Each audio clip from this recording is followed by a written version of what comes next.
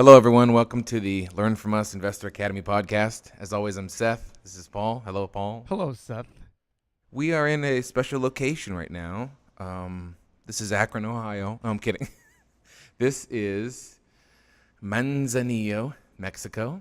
We're in one of two vacation homes that Paul and his partners own down here. Would you say your partners? I would say my partners. Yeah. We've been here for a couple days. We played a little tennis. We went down to the beach. I was a little surprised that you got a bikini wax for the trip. You have to do the bikini wax, bro. You never know who you're going to meet. By the way, I will say I was impressed with your tennis. I heard you were giving Rahman tennis advice. Well, that's not the blind leading the blind. I don't know what's going on over here. Those who can't do teach. Yes, exactly. Rock. Can I just interrupt? Literally at breakfast this morning, he's like, Seth gave me this great advice. And I'm like, oh, here we go. He's just like, I think it's going to change the way I play. He said that? Yeah, I said, you know what's going to change the way you play? I was like taking a lesson, literally from a experienced professional not named Seth. So we have a couple friends down here with us. Darnell Sanders, who was on podcast number 3, who owns NFL Landscaping in the Cleveland area. Yep. And Rahman is a friend of Paul's and now mine, who owns Fit Active Sports, and they sell lifting equipment, gloves, straps. Number one selling glove lifting glove on Amazon. And they'll both be joining us later. But once you meet them, this story will make more sense. We did play tennis yesterday. It was you forgot Andrew, by the way.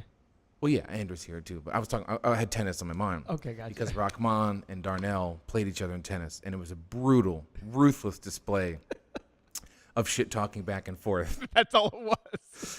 But the skill and level of tennis that was being played was that of like maybe a 7th grade club team. The best part was Darnell wins the first point and says 1-0. 1-0. 1-0. Yeah, so at the end of the night, we were just laughing our asses off because I said, it's really the audio and the video just didn't match up. The audio looked like a cage match. The audio sounded like a cage match, and the video was far from that. So anyway, Paul, everyone loves Mexico. This is my 3rd trip down and coming down later this year. You've been here a number of times, obviously. 30 or so. Because you own the place. Yes. And so you've actually convinced me in my life that going from like just a normal guy who might be able to retire one day to maybe owning a Mexican house is not that far stretched if you're willing to do the work, put in the time, do the sacrifices. So tell us about these houses and how you initially got into them.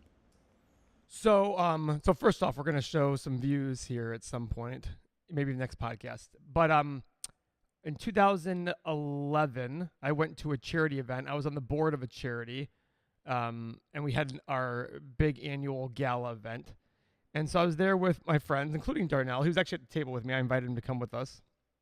And a house popped up for rent in Mexico. And the views were incredible and spectacular. And I said, I got to take this trip. So I took the trip. So I won the trip at the auction. Took some family, some friends, about 10 of us down. And I stayed at the house, actually the one right between these two houses. It's in your camera view, actually, I think. Is it's it? behind you. Yeah, the orange house. Yeah. No, that's not the house I stayed at. Oh, you stayed in this middle one. Yes, correct. Okay, keep going. I own the orange house.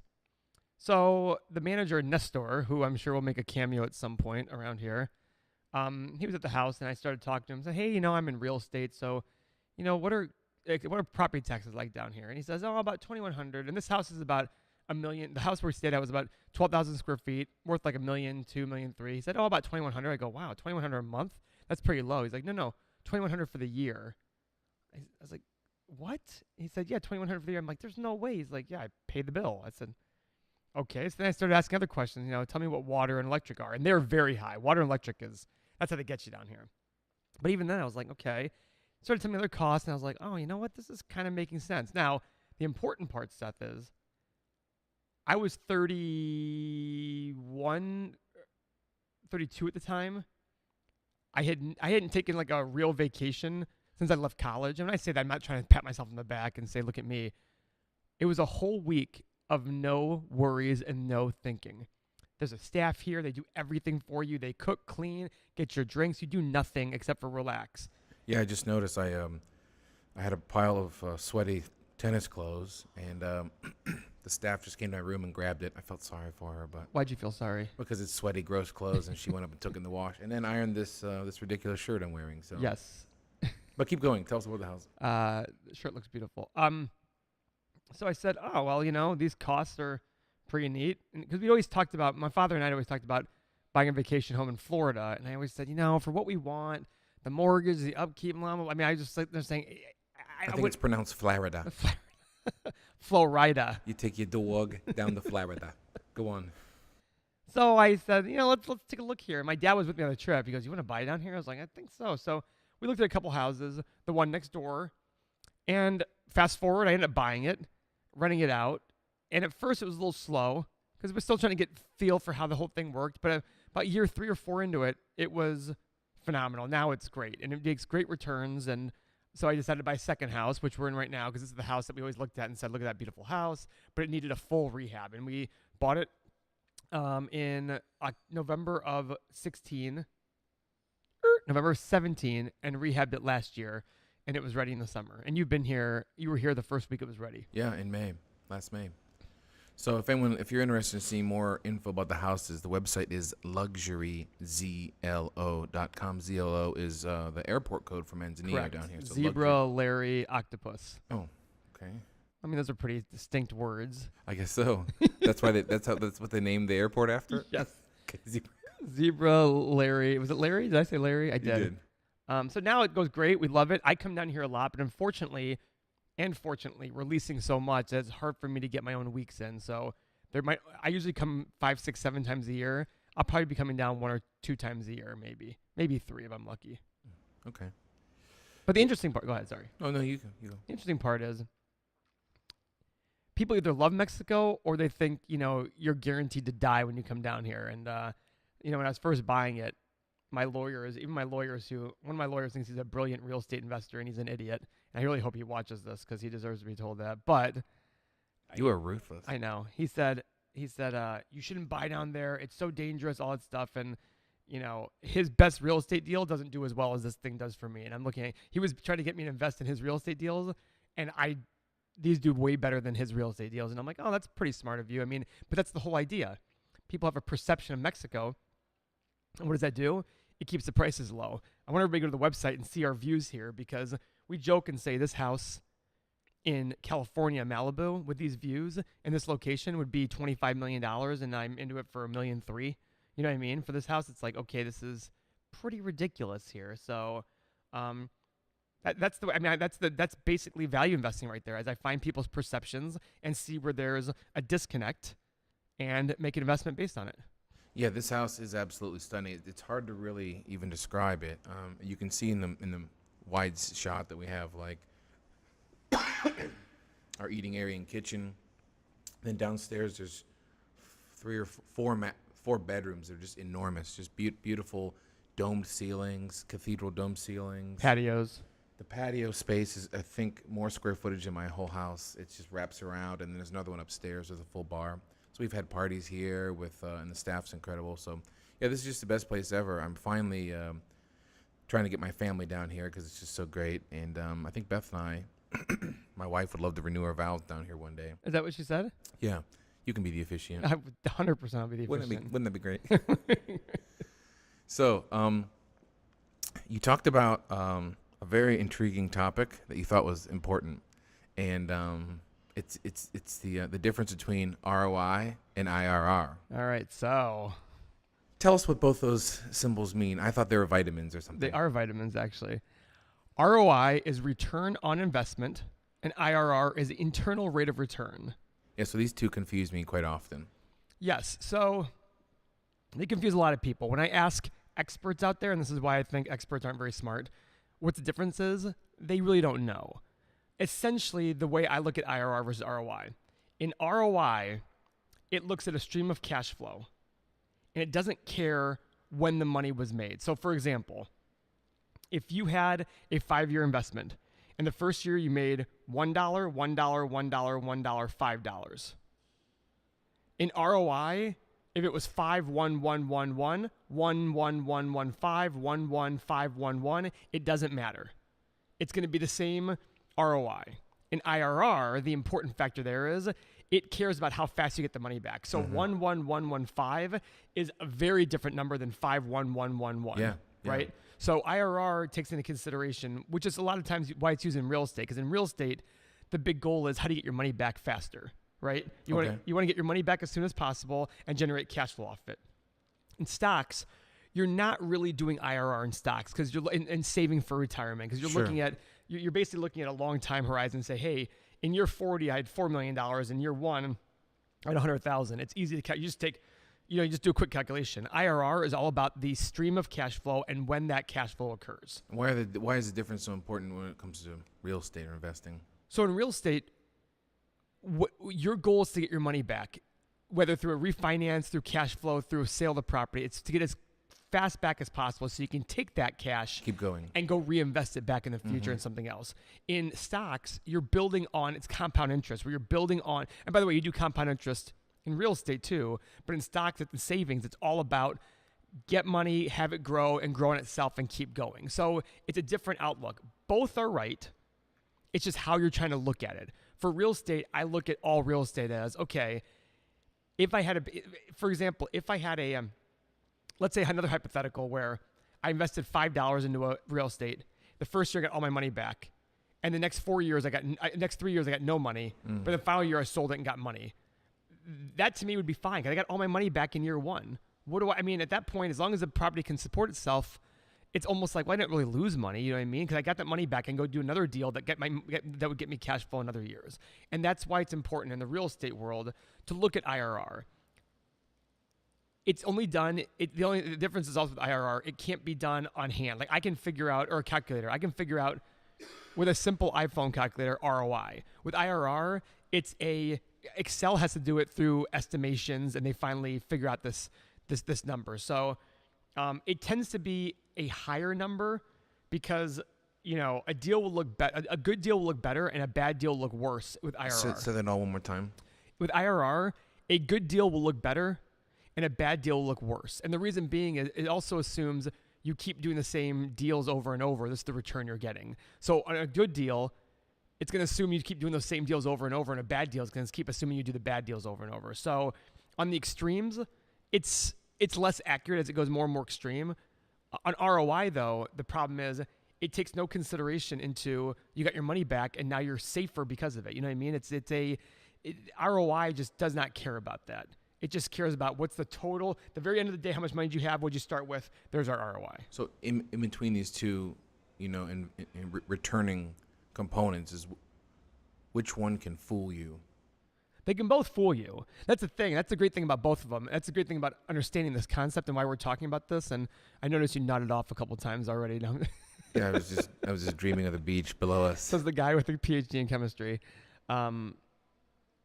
They can both fool you. It just depends how you're looking at it. And that's why, having an understanding of them is important for when you see a deal and what the ROI would be. It's important to understand what that number means. I mean, go into a deal like that someone like a beginner might come across, and the difference of the couple numbers. Well, I can't do the exact numbers. Like I said, IRR is calculated through Excel. But the key would be if you see a deal that somebody says, hey, look at this IRR, it's 40%. You want to understand, is that because there was an immediate incident that occurred that got you so much money back, or was it a consistent, really high cash flow return? With ROI, if there's really high ROI in a long period of time, that's a really good deal because you're probably like, hey, listen, I it did pretty well along the way. And it's always important to look at the yearly cash flows of a deal as opposed to here's the 7-year horizon and we expect an IRR of this. That's all great. If you expect an IRR of 25%, for example, over 7 years, I would still ask, give me the breakdown because there might be risks associated along the way that you're hoping to mitigate, you're hoping to get around. We were talking about yesterday, Seth, you and I talked about how, or was it you or Darnell? It's easy to confuse you two. Darnell's 6'8", African American, very loud.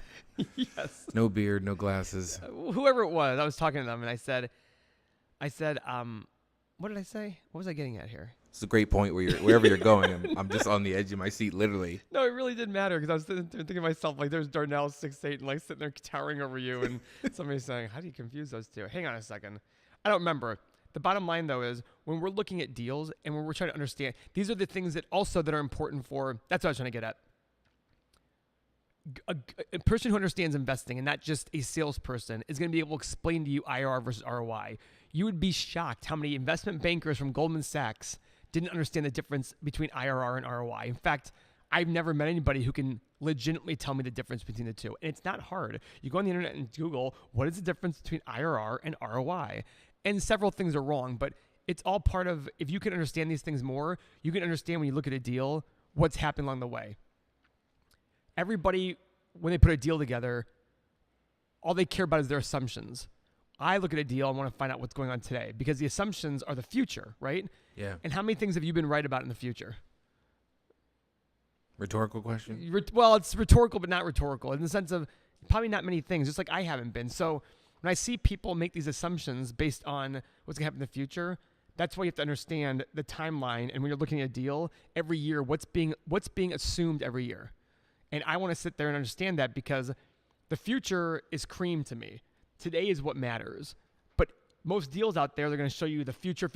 Look at all these things that are going to happen. That's going to be great. And you have to understand how those cash flows are affected along the way. Do you want to talk numbers on these houses? I don't mind doing that.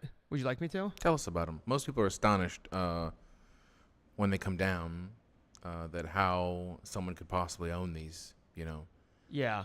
I mean, they're just incredible. So the house we're in right now is 10,000 square feet, and I'm into it for $1.3 million with some partners. The house next door, 2 doors down, is about 5,000 square feet, so half the size, and I'm into it for $875,000.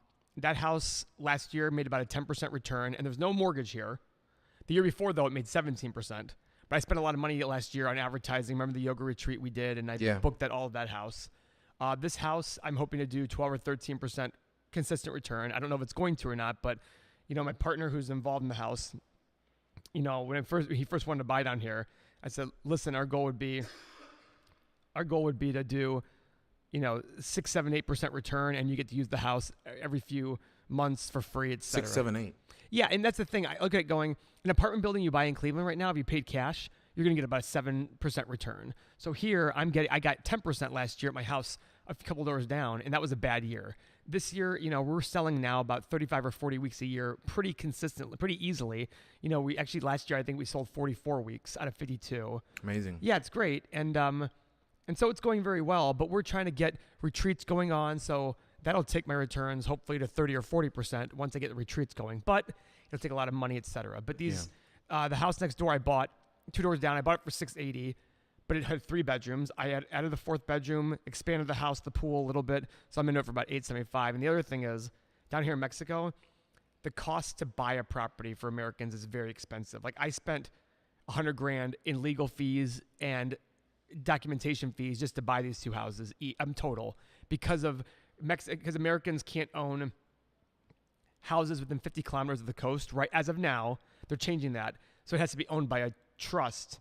That's owned by a bank locally that's then owned by a trust in the U.S. So Sounds confusing. Well, yeah, it's multiple layers, but eventually my company and I own the trust that owns this property.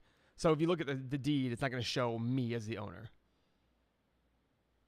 Yeah, if you guys want to look up more information on these houses on Instagram as you're listening, it's just under Luxury Manzanilla. Luxury_Manzanilla. Oh, yeah, I see that. Yeah, there's an underscore. And, yeah.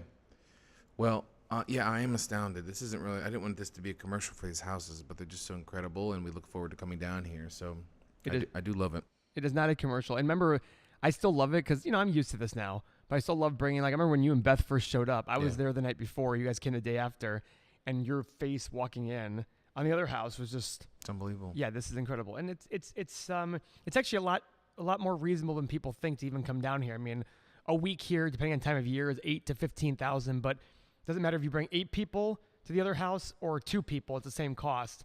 If this house fits 12, that house fits 8, you can do 20 people here for $20,000. That's $1,000 a person. That's for a week. Food, personal service staff, sun up to sundown, personal service staff. So it's great. And that's the reason I like it. It's a great value for people, and I can still make a good buck off of it, which is the main goal. I mean, when I first bought it, the house 2 doors down, my goal was to make 4% and have a house that I could use for free. And people said, why just 4%? I said, listen, at 4%, I have a beautiful home that I can use as a second home, and it's a piece of real estate as an asset. I'm fine with that. But my worst year was like 4%. You know what I mean? And since then, double digits is what I expect every single year now. And it's cash flow. There's no more. It's just cash coming in, and I can use it for other things. It's a wonderful investment. Now you talk about, speaking of the investments, maybe I'm slightly confused by this. You talk about using the idea of smart debt Yep. to your advantage. And so, for example, if I have equity in a house, I can refinance, get some cash out, and use that. But how many times can you repeat that step before you start? It seems like you're building a house of cards on debt a little bit. If you keep investing properties, if you keep refinancing properties you don't have a lot of equity in, how does that go? That's a great question for a beginner, because I've been confused by this. So explain to me what you mean by house of cards. Well, like, so for example, I own a house. I have a good amount of equity built up into it. And so I thought about refinancing, taking cash out, and investing. So say I take $100,000 and get into another property that's obviously worth far more. I have my original house debt, and now I have more house debt on a second property. Can you keep going on that second one No, you have to pay off equity on that before you can refinance and keep going on. Or build equity. You don't have to pay it off. You could also increase the value of the property to then build that equity, right? That's what I mean. So now I have a mortgage on my house. I took that money and got a mortgage on another property. I put money into it to build it up. I get money out of that. It seems like if something went south in this world, I'd have a lot more debt out there than originally planned, like just a house. Nothing in this world is a definite. Is it a lot of debt? It's more debt, but having more debt doesn't mean it's bad.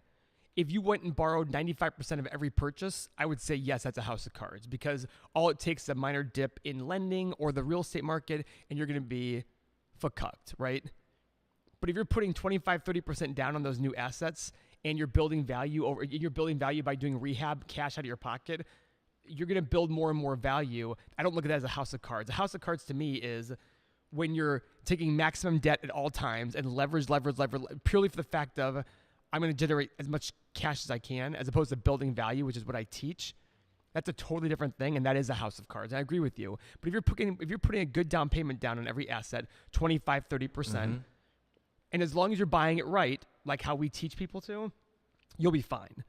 Can I sit there and say it'll always be fine? No, there are going to be ups and downs in the market. There might be a catastrophic recession that happens that causes you to have problems. But the whole goal is you have multiple properties. The chance of them all being having greatly affected is probably pretty slim. If you have 95% debt on all of them and a recession happens, yeah, you're going to have a problem because you're not going to be able to service that debt, and that will be an issue. But house of cards to me isn't just about having debt. It's about how much debt relative to the right? That's the understanding of it. And your house, we talked about, you thought it was worth X, and you owed less than half of X. I said, okay, well, why don't you cut the difference, take that check, and go put it in another property? Yeah. Can you still service? Is your house worth that difference all day long? According to you, probably yes. And to see the market fall 30%, probably not very likely. So I look at that going, are you really taking a big risk? Is it really building a house of cards? I don't think so. Now, hypothetically, your house is worth $300,000. If you took $290,000 in debt to then take a $150,000 check and go buy a $1 million property, I'd be like, okay, Seth, pump the brakes. But I'm not telling you to do that. I'm telling you to take a $75,000 check, go buy a $300,000 property or a $250,000 property over and over and over again. We talked about this in the You Can Afford More Than You Think podcast a few episodes ago, but really opened my eyes up to some things that are possible. Oh, yeah. And I can't stress enough that it's not about maximize. It's about being smart about what you can afford. I never want anybody to go take unneeded risk. My goal is to teach people, here's how you take smart investments and how you manage the property well, because today is what matters. You can't just rely on, I hope real estate goes up in value 3 or 4% a year. I hope inflation kicks up, things like that.